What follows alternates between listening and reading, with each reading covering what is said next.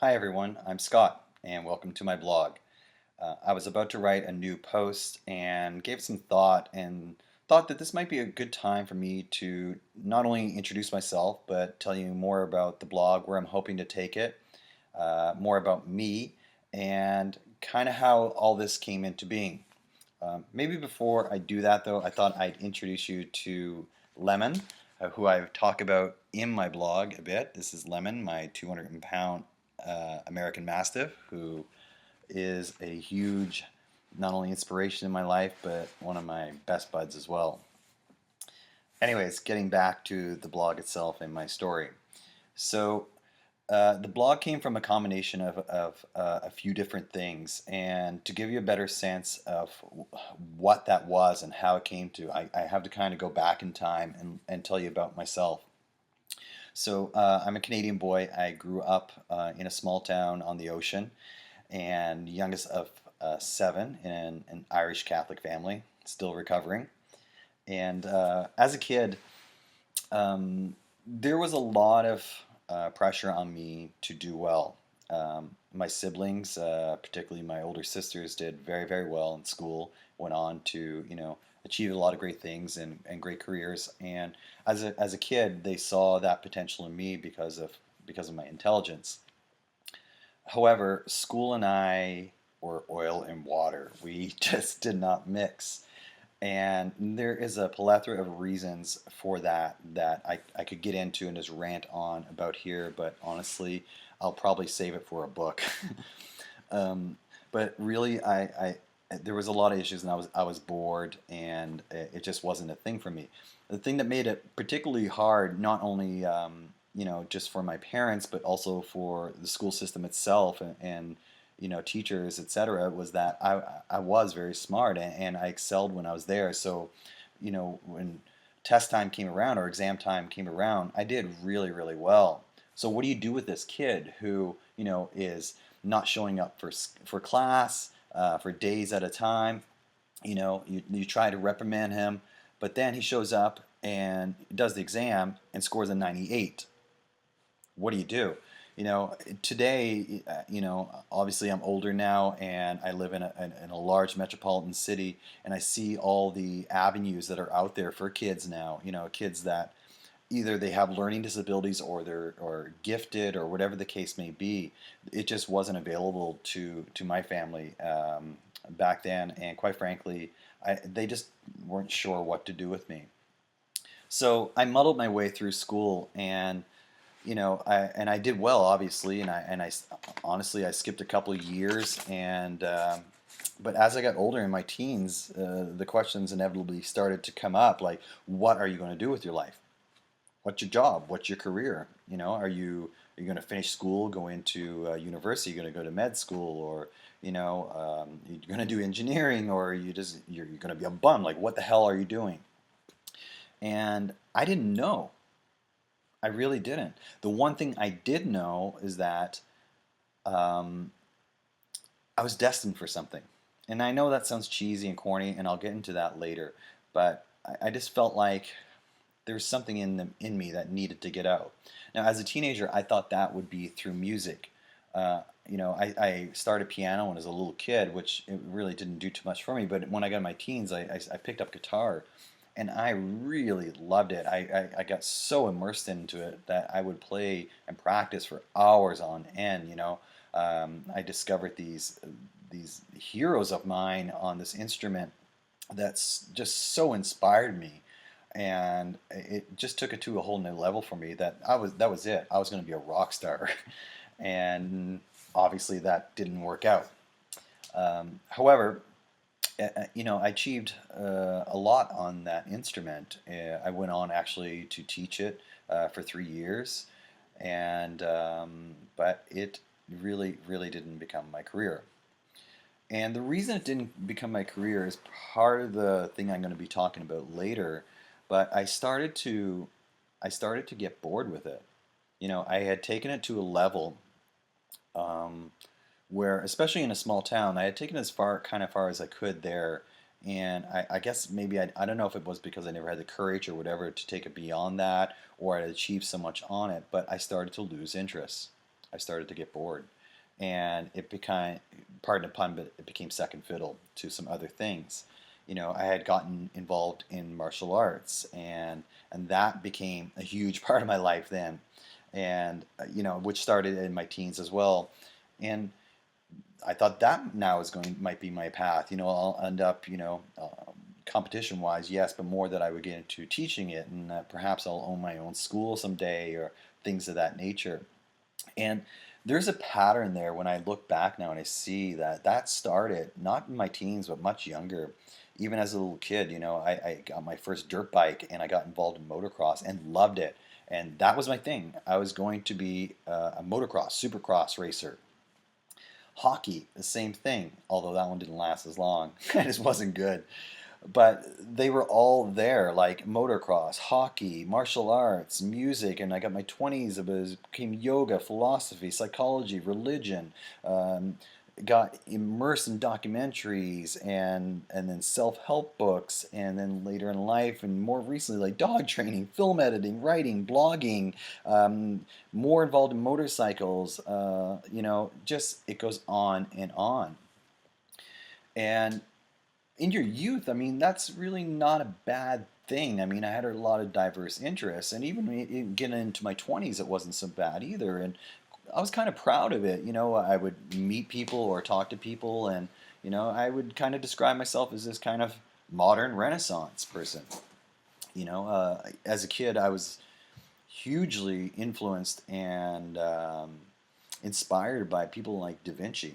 And it blew my mind that this person who lived and was like a botanist, a painter, a sculptor, just a plethora of skills. And not that he just dabbled, but he was an expert in these. And I felt like, that could be me. However, what was going to be my job? What was going to be my career? And that's the thing that still challenged me. And that went through, again, like I say, through my 20s and into my 30s, and it continued right up into today. And along that way, I always felt that, I just hadn't discovered what that thing was. That, that I envied people that when I met them, like, and it didn't really matter. It didn't matter if their job paid a huge amount or whatever, but they loved it. I had met somebody who was a music producer, and he loved his job, and that was his thing. And I was just like, I need to find that for myself.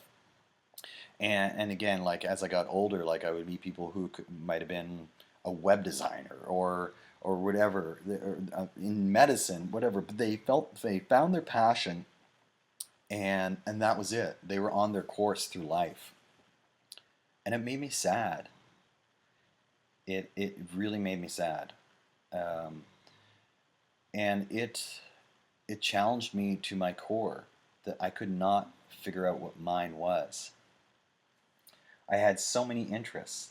I had taken so many courses, and I would, to put into perspective, like if there was an interest or something that I wanted to learn, or if I was in a conversation with somebody or at a party or something and I heard about something and I didn't know about it, and I was curious about it, that was it. I had to learn about it. And that went into every area of my life. Even a few years ago, I got sick. It wasn't life threatening, but it was quite serious, and there wasn't a lot they could do with me. And I couldn't accept that answer. So I sought out medical books, medical texts. I audited medical classes. I sought out professionals. I went to Harvard Medical and sought out professionals there to learn more. And I learned enough that I could actually debate this with with a doctor, with medical professionals. I knew my shit. Did I go into med school then? No. I started to feel better. My interests waned from there, and something else caught my attention, some bright, shiny object, and off I went in some other direction. By the way, you can hear Lemon snoring next to me, so please excuse that. So let's flash forward a bit. I reached 40, and and I found a career. Was it my passion, the thing that no, it was a good job. I fell into project management. And I say fell into because it was just one of those situations. I was the right place, the right time, and it just happened. And most project managers are really good project managers that I've met are type A. I mean, they're able to like get into the nitty gritty of a project and pull that monster together and fragment and break it out and really able to pull in everything to make it happen. That's not me. My brain does not work like that. So project management was actually, from that perspective, from that skill set, was a challenge, is a challenge for me. However, the things that I did excel in were my communication skills, my ability to inspire those around me, my ability to get the best from people that were working on my teams and later under me. Whether that person is a creative or somebody from technology, whether they're right, left brain, I knew how to approach that. I knew how to touch someone's heart and move them and to let them know that they're heard. And because of that, I became successful in it. I've moved up the chain. I mean, now I'm in project management for over 10 years, and essentially I'm at the top of that food chain. I am overseeing project managers now, or project management office. But it's not my passion, and it's not my calling or whatever. So that search continued. And it got more challenging, not just for me, but the people in my life, my partner, those around me, because it seemed that I was always in an existential crisis. What am I supposed to be doing? What is my purpose here on earth? You know, what is that calling? What's that job? What's that something? I knew it was something that I wanted to touch others. I wanted to, I knew that, as I alluded to earlier on. Not necessarily that I wanted to be famous or, to be on stage in front of people, but I wanted to make a difference. I wanted to do something that I leave my mark, that I actually help. But what is it? So, and this became looking through, books and getting in touch with psychologists and career coaches and life coaches and things of that nature and doing all these exercises. And it would happen. Like I would, I might find something for a while and, I think this is it. But the same thing would happen. Like, that interest would start to fade. So this past year, in my current career, I was working for a company that, while it was great, I loved my staff, I loved everybody there. It was super talented bunch of people. The environment itself became toxic for me, for details that I don't have to get into here, but it's stressful. My stress levels were up, my cortisol levels were up, and I'm sure you can relate. When you're immersed in something like that, you bring that home. You bring that toxicity home with you. And when you share your home with someone else or others, whether they are your girlfriend or boyfriend or husband, wife, or kids or friends, if you're sharing a dwelling, people feel that. And it becomes toxic to your home environment. And that's what was happening to me, and it was not a good situation. On top of that, it really began to affect my health.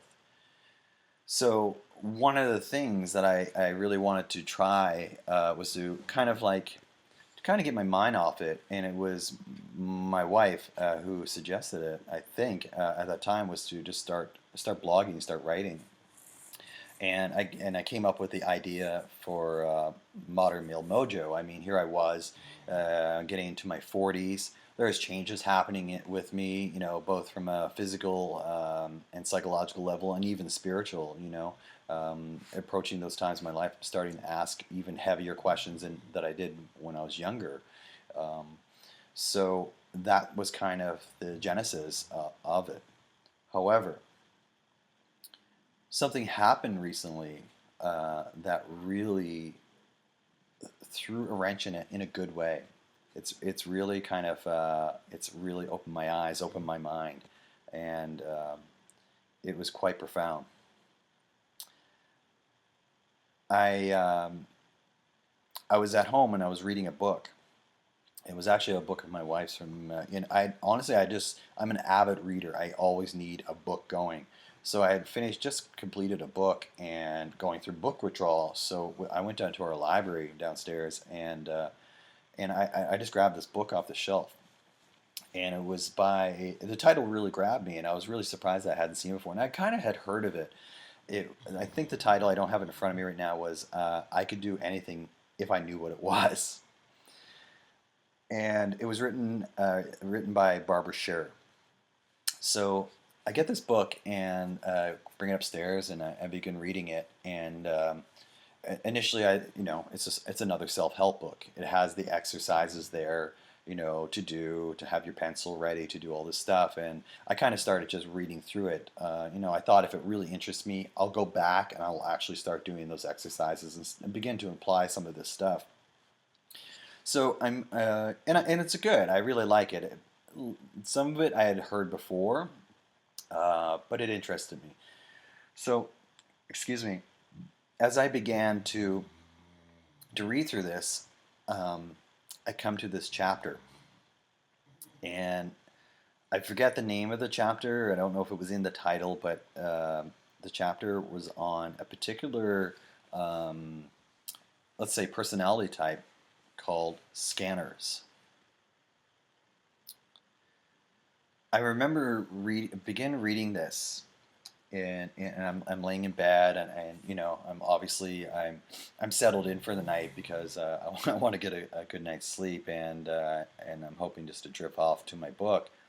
And I began reading this chapter, and my heart started racing, and not in a bad way. She was talking about me. She was identifying a personality type that was me, that no one had before in any of these self-help books that I had read. She was talking about that, because the whole book, essentially, like the title said, is, trying to find what it is that you're passionate about doing that thing that you love, so it doesn't feel like work, But then when it gets to this chapter, it talked about people who can't find that because they're immersed in so many things. They have so many interests. They're all over the place. And, it's a type of person who can go to a career counselor and you do one of those evaluation tests, aptitude tests to see what it is you're good at. And the test results come back that you're kind of good at everything. Or you could fit into most of them. You could be a teacher. You could be a librarian. You could be a doctor. You could be this or you could be that. You kind of fit in all of them. And those career coaches or in school guidance counselors, whatever, they don't know what to do with that. Because everybody should, historically, I mean, that's the way it's been, and especially in the last 50 years, you fit into a mold. You set your course and you go to school and, you do your thing, and whether that's, med school or through university or trade school, whatever the case may be, you do your thing, and that's it. So what do you do with these people that are kind of like jack of all? So basically they're just told, pick something. Well, the problem with that, and what she writes about, and the problem that I have with that, is that if you pick something, it will, and you could have a lot of interest in it initially. Eventually that interest is going to leave. That passion that you have for it, or that love that you have for it, is going to leave. And it's not even that it's going to become boring, which it will, but you'll begin to resent it, and you'll begin to, in some cases, despise it. I mean, because you know this is not what you should be doing, even though you don't know what you should be doing. So when I read this, I was just blown away. It really, really touched me. Because all these years, even when I was younger, I was told that maybe it's just I have an attention deficit disorder, or I just need to buckle down, or just get in there and do something, and or you're lazy, or this or that. I'm not lazy. I probably take on more interest in more projects than the average person. You know, just because I don't see them through to fruition doesn't make me lazy. So again, I keep stating I was really touched by this, and quite frankly, I just read that chapter, and that was it. My research began, and I started looking this up. And as I said, she called it scanners, and it was a term that she coined. But essentially, what she was describing was the modern Renaissance man. You know, the people that touched me as a kid, like Da Vinci or Aristotle. Um, but as I started to do research, I mean, there are a lot of them in our history. Far back, it could be a Ben Franklin, or more recently, Oprah, or Richard Branson, for that matter, who have, and we know them because of their successes. How many more are out there that we don't know because they haven't, achieved that kind of success? So it really gave me something to go with.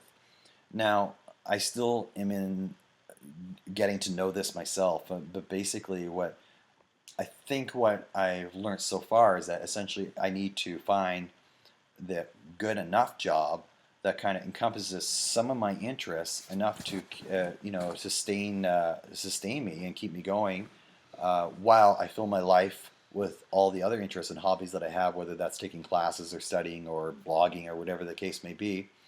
Or you take a combination of these things or all of them and make that your career. So that was very long-winded, but basically what it's taking me to is this is the direction that I want to change my blog and where I want to take my blog. And now, this is not necessarily in a career way. This is just for me to do something with this, or do something with all this knowledge. So, I still have my job. I'm still in project management. I can still do that. I still have enough interest there to sustain me through that. Um, but I need an outlet for all this other stuff. So the blog started as this thing for men, approaching this age in their life. And, when guys get to that age, and I'm sure women do as well, but your vitality starts to drop. Your things are changing physically. There's a lot of things going on in your life. And I really wanted to speak to people about that and some of the things that I've discovered along that way. But now with this new discovery, I'm going to drop the male portion of it. It's modern mojo.